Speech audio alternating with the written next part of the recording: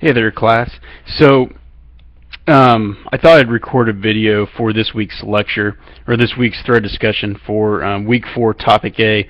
So, I'll restate what the thread discussion question is. Why might investors demand a lower rate of return for an investment in Microsoft as compared to United Airlines?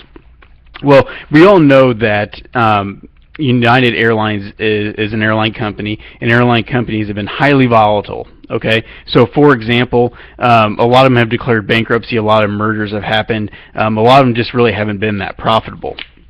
So, and then Microsoft, whereas, is more stable. A lot of companies use Microsoft Office products. It's heavily put into the market.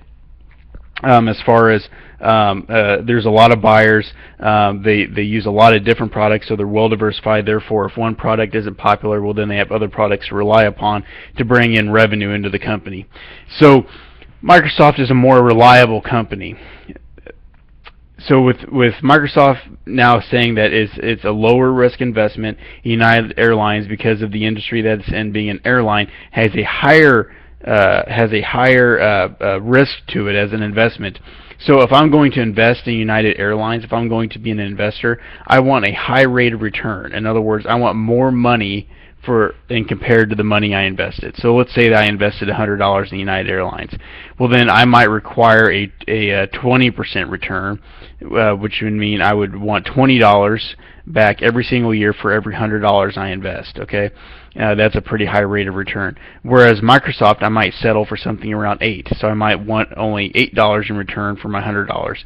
And the reason why is because there's a lot of people wanting to invest in Microsoft because they want in on those good returns that company produces, because it's so stable, because it serves the market so well.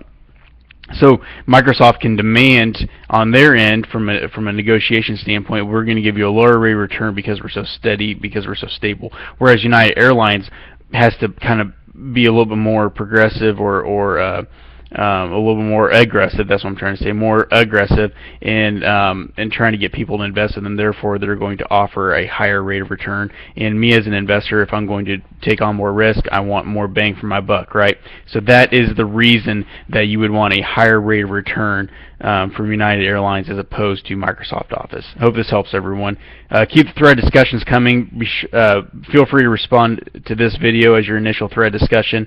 Kind of ask me questions, or let me know in addition if there's any sort of piece of information I'm missing, or if you find any sort of outside resources that would help kind of aid this discussion. Feel free to post the links as long as they're appropriate websites. All right, thanks everybody.